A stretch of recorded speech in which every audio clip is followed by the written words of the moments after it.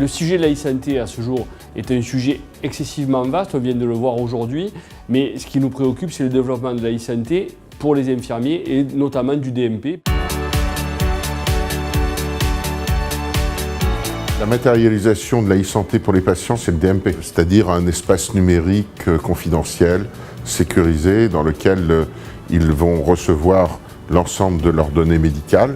Ça leur évitera de se trimballer avec l'ensemble des pièces quand ils vont en vacances, quand ils vont chez leurs petits-enfants. Ça sécurise beaucoup la prise en charge, même notamment pour les personnes qui ont une maladie chronique. Le système est sécurisé, il a été confié à l'assurance maladie, ce qui est quand même extrêmement rassurant pour tout le monde. Si le patient a un accident dans la rue, est envoyé aux urgences, eh bien l'urgentiste pourra prendre connaissance, alors que le patient est inconscient, pourra prendre connaissance de l'histoire médicale du patient, l'ensemble de ses comptes rendus de consultation, de ses comptes rendus hospitaliers, compte rendu de résultats de biologie, compte rendu d'imagerie. Pour les infirmiers, en fait, c'est un patient qui sort de l'hôpital le vendredi après-midi, qui a des soins infirmiers à faire pendant le week-end. Il ou elle pourrait connaître le compte rendu d'hospitalisation, ça lui permettrait de prendre en charge correctement le patient. Alors, créer un DMP, c'est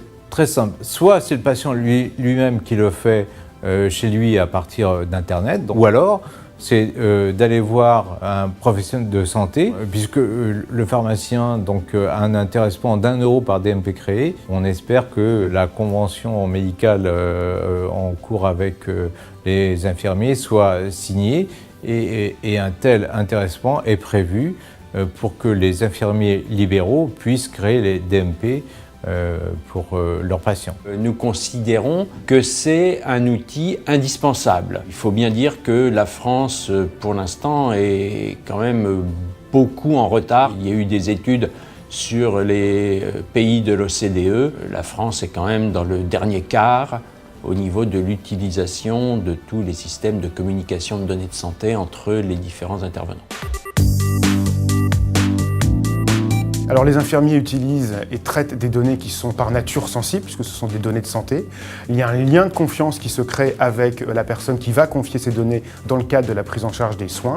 Et donc les infirmiers doivent être extrêmement attentifs à sécuriser ces informations, notamment en utilisant des systèmes qui sont robustes en termes de sécurité informatique. Et donc les personnes doivent être extrêmement bien informées de manière claire et précise. Et ce principe de transparence est accompagné de droits qui sont donnés aux personnes, qui leur permettent de reprendre la maîtrise de leurs données pour être sûr que ces données sont traitées dans un cadre sécurisé de nature à créer de la confiance. Si le patient constate une utilisation malveillante de ces données, alors les personnes peuvent premièrement se retourner vis-à-vis de la personne qui a collecté les données. Elle peut saisir la CNIL, puisque la CNIL a comme rôle d'instruire les plaintes dont elle peut être saisie, notamment en matière de santé.